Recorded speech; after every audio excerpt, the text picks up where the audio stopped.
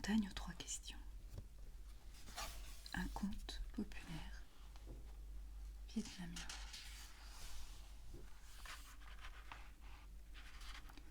Il était une fois un jeune étudiant très malheureux. Rien qu'en regardant sa figure, on devinait pourquoi. Il était laid. Avait-il le nez rouge, les cheveux verts, les oreilles trop grandes, les yeux de travers? Personne ne le sait plus aujourd'hui. Mais aucune jeune fille n'en voulait pour époux, aucun garçon n'en voulait pour ami. Et lorsqu'il se présenta au concours d'État, l'huissier lui interdit d'en franchir la porte. Pas question de devenir fonctionnaire avec une tête pareille. Les gens en perdront tout respect pour les mandarins, même le roi, que le ciel le protège, en serait ridiculisé. C'est trop injuste, pense l'étudiant en s'en allant tête basse. Je ne l'ai quand même pas choisi, ma figure. Et puis, il se rappelle une berceuse que lui chantait sa mère, lorsqu'il était tout petit. Au pays de l'Ouest, au pays des orages, il y a une montagne qui touche les nuages. La terre y rencontre le ciel étoilé. 3 génies, toute réponse. Mais comment y aller? Je dois trouver cette montagne, je l'escaladerai et demanderai au génie pourquoi j'ai été affligé d'une figure aussi disgracieuse, se dit l'étudiant. Et il part vers l'ouest. Il marche longtemps. Au début, il dort dans les champs et il craint les moqueries qu'il accueillerait dans les auberges. Mais au fur et à mesure qu'il avance, les villages sont plus petits, les distances entre eux plus grandes.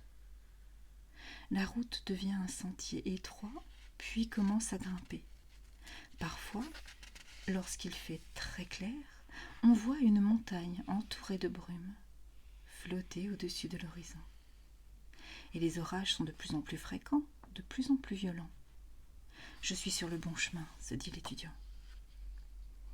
Un soir, un orage terrible se déchaîne. Le tonnerre gronde, les éclairs déchirent le ciel. L'étudiant est trempé jusqu'à l'os. En voyant une ferme isolée, il prend courage et frappe à la porte. Un vieil homme aux yeux tristes lui ouvre. Il ne semble pas remarquer la laideur de son hôte. Il l'accueille, le nourrit, l'invite à se réchauffer auprès du foyer. Comme si l'étudiant était un visiteur de marque. Ce n'est que le lendemain qu'il demande « Excusez la curiosité d'un vieil homme, mais que faites-vous, un étudiant, dans ce pays perdu si loin des écoles ? Je cherche la montagne où le ciel rencontre la terre. On dit qu'on nous trouve réponse à toute question, et je voudrais savoir pourquoi je suis si laid. » Le vieillard soupire. « Chaque homme porte un malheur, dit-il. Moi, par exemple, j'ai une fille unique que j'aime par-dessus tout, mais la pauvre est muette. Voilà pourquoi j'habite si loin de tout village, pour que ma fille ne sache pas qu'elle est différente des autres. S'il vous plaît, lorsque vous aurez atteint la montagne, pourriez-vous y demander pourquoi ma fille est muette ? Je vous apporterai la réponse à mon retour, promet l'étudiant en continuant son voyage. Le sentier passe à travers une forêt sombre et épaisse. Des oiseaux étranges sifflent. Des serpents silencieux glissent le long des arbres, dont le feuillage cache le ciel. Des singes se balancent en ricanant d'une liane à l'autre. À la tombée de la nuit, lorsque l'étudiant se demande s'il ne finira pas dans le ventre d'un tigre, il débouche soudain dans une clairière, devant une petite hutte entourée d'un jardin merveilleux. Encouragé par l'accueil amical de la veille, il frappe à la porte. « Soyez le bienvenu. C'est bien la première fois que j'ai un visiteur, » s'écrie joyeusement l'ermite qui ouvre. « Entrez, entrez donc. Et que se passe-t-il pour qu'un étudiant se mette à parcourir cette forêt du bout du monde ? Je cherche la montagne où le ciel rencontre la terre pour demander pourquoi je suis si laid. » À chaque homme son malheur, soupire l'ermite. Même moi, qui vis retiré à l'écart de tout, je ne puis être complètement heureux. Ma grande joie, c'est mon jardin, et en son milieu, il y a 3 orangers. Je les soigne tous trois avec autant d'amour. Mais un arbre seulement porte des fleurs et des fruits. Les autres restent secs, comme si c'était l'hiver toute l'année. Si vous arrivez au sommet de la montagne, pourriez-vous demander pourquoi 2 de mes arbres chéris ne fleurissent jamais ? Je vous apporterai la réponse à mon retour, dit l'étudiant, en quittant l'ermite le lendemain à l'aube. La montagne semble toute proche, mais il sait que la route sera longue. La forêt finie. Le sentier a disparu. L'œil fixé sur la montagne entourée de nuages, l'étudiant grimpe parmi des rochers noirs et escarpés. Des traînées de brouillard flottent dans l'air. Silencieux, il n'y a plus d'oiseaux. Seul un aigle s'élève de temps en temps jusqu'à ses hauteurs. Et puis un torrent bouillonnant arrête l'avance du jeune homme. Les eaux sont profondes, rapides, tourbillonnantes. Impossible de les traverser à gué ou à la nage. Et il n'y a ni barque, ni pont, ni tronc d'arbre en vue. Le voyageur s'assoit sur une pierre et regarde le sommet qui se dresse devant lui. Les traînées de brouillard l'entourent, comme une ronde de jeunes filles moqueuses. Devoir rebrousser chemin si près du but. Tiens, il y a 3 siècles que je vis ici, et voici le premier homme à venir si haut, dit une voix étrange. L'étudiant sursaute. Il regarde tout autour de lui, mais ne voit personne. Là, dans l'eau, il n'y a qu'une vieille carpe gigantesque aux yeux écarquillés. « Je me demande ce que vous cherchez dans ce désert, dit la voix, tandis que la carpe fait des bulles d'air, une pour chaque mot. Et bien que ce soit contraire à tout ce qu'il a appris sur les poissons, l'étudiant doit admettre que c'est elle qui parle. « J'essaie d'atteindre le sommet de la montagne pour poser une question, dit-il. Pourriez-vous en poser une aussi de ma part ? Volontiers. Et vous n'en rirez pas. On s'est trop souvent moqué de moi pour que j'ose me moquer de qui que ce soit. Alors montez sur mon dos, dit la carpe, et tout en nageant, elle ajoute : toute carpe âgée de plus de 100 ans peut devenir un dragon.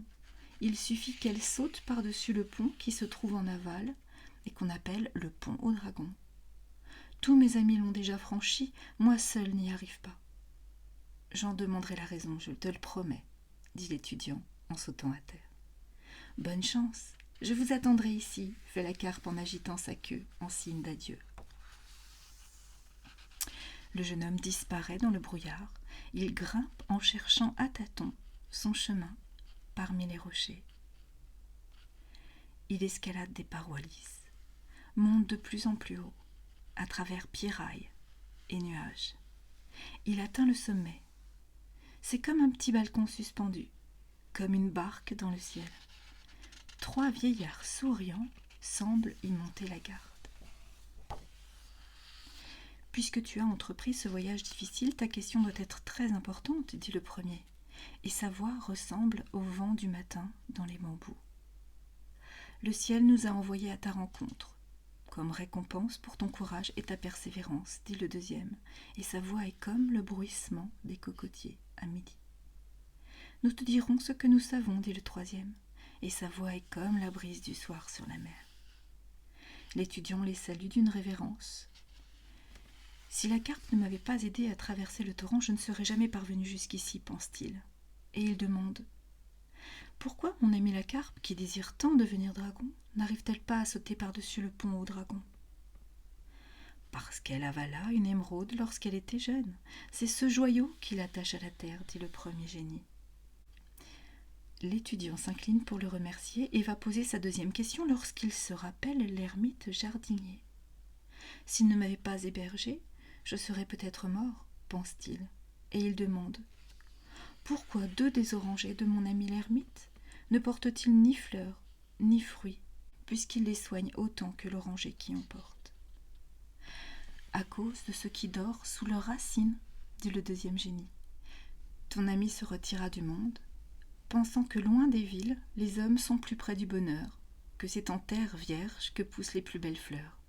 Mais il ne sait pas qu'il y a très longtemps, un brigand enterra un trésor dans sa clairière. L'or tue la vie, aussi bien dans les villes que dans les jardins. C'est l'or sous leurs racines qui empêche les 2 orangers de fleurir. L'étudiant s'incline à nouveau pour remercier. Il ne te reste qu'une question. Réfléchis bien avant de la poser, murmure le 3e génie. L'étudiant s'apprête à poser sa question, mais le sourire du génie lui rappelle le vieillard triste qu'il avait accueilli pendant l'orage.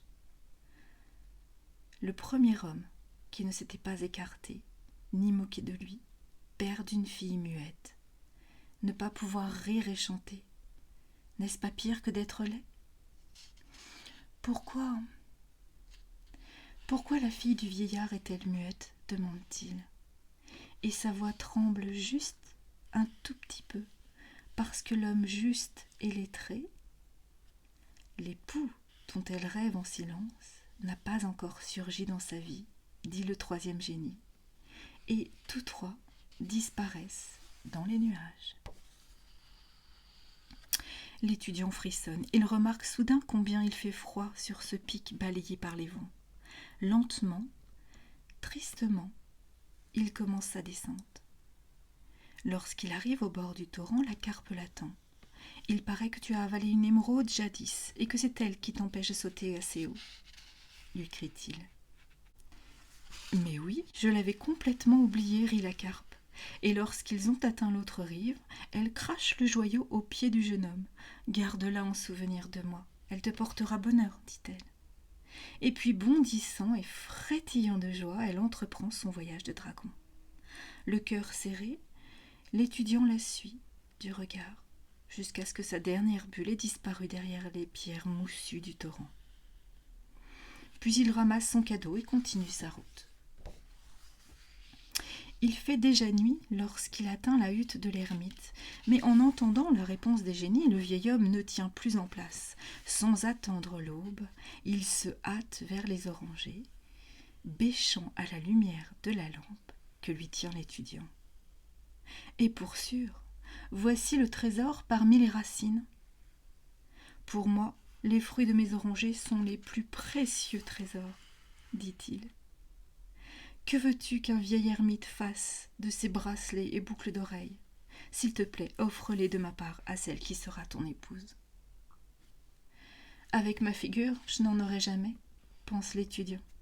Mais il ne veut pas gâcher la joie du jardinier par ses pensées lugubres, et le vieil homme insiste tellement qu'il ne peut refuser.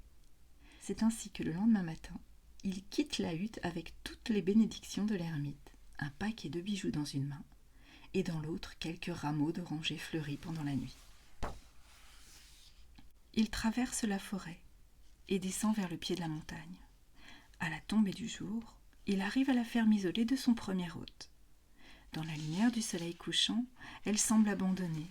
Des herbes poussent sur le seuil et dans les fissures des murs. Dans la cour, une jeune fille vêtue d'une robe de soie fanée distribue du grain au poulet. C'est probablement la fille muette. Elle a l'air si triste, pense l'étudiant. Il imagine la joie du père en apprenant que sa fille recouvrira la parole et épousera un grand lettré. Et soudain, il ne se sent plus si malheureux de ne pas avoir reçu de réponse à sa propre question. Il presse le pas et frappe au portillon. La jeune fille lève les yeux, les ouvre tout grands d'étonnement.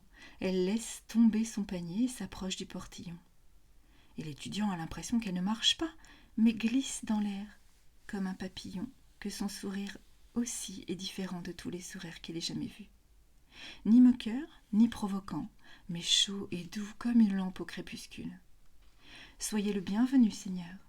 Nous vous attendions, » dit-elle lentement. Sa voix est comme une clochette d'argent, toute neuve, et elle rougit comme une pivoine. « Et puis, demanderez-vous.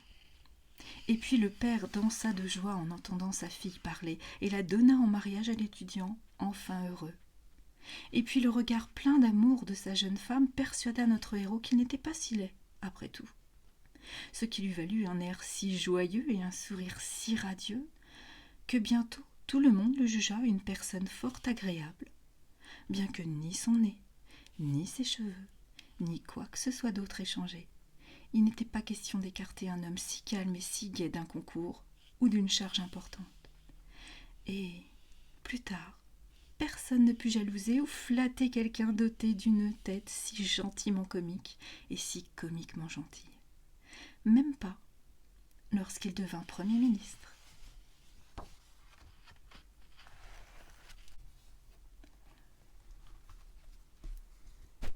J'espère que cette histoire vous aura plu.